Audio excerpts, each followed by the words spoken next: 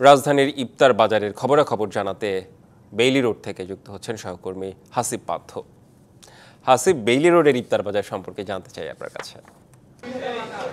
রেদন, আমি এই মুহূর্তে আছি বেইলি রোডে। আসলে বরাবরের মতো এবছরও কিন্তু বেইলি রোডে ইফতারের জন্য আসলে সেজেছে বিভিন্ন রকম হরেক রকম ইফতারের যে আইটেমগুলো রয়েছে, সব ইফতারের আইটেমের পসরা বসিয়েছে প্রতিটি দোকানেই। গেল বছর একটি দুর্ঘটনাতে কিন্তু আসলে আমরা জানি যে বেশ ক্ষতিপূরণ হলেও এবছর থেকে কিন্তু আসলে যেরকম হওয়ার কথা ছিল তেমনই কিন্তু আসলে হচ্ছে। আমরা আপনাদেরকে দেখাচ্ছিলাম বেইলি রোডের একটি ইনডোর রেস্তোরাঁতে, যেখানে খাবারের পসরা বসিয়েছে চিকেন ভুনা, বিফ ভুনা, মাটন লেগ, মুরগির রোস্ট, আস্ত মুরগির রোস্ট, এছাড়াও দই বড়া, বিভিন্ন রকম মুখরোচক খাবারে কিন্তু আসলে এখানে মুখরিত করেছে। এছাড়াও ইফতারের কিন্তু এখনও প্রায় 2 ঘন্টা মতো বাকি আছে।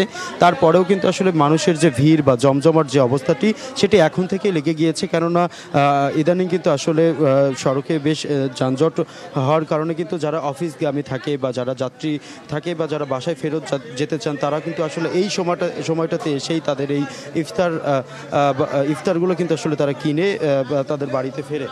লিলি হালাল বিউটি সোপ, বিএসটিআই কর্তৃক সনদপ্রাপ্ত দেশের প্রথম হালাল বিউটি সোপ, দীপ্তিময় উজ্জ্বল ত্বকের জন্য।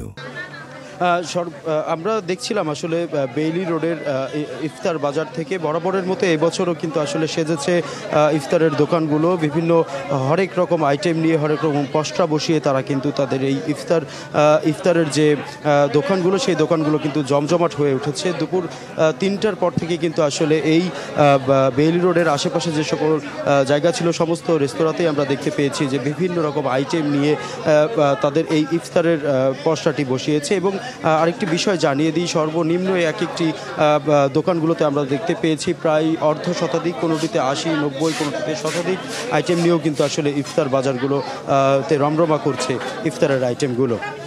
জি হাসিব পান্থ, আপনাকে অনেক ধন্যবাদ।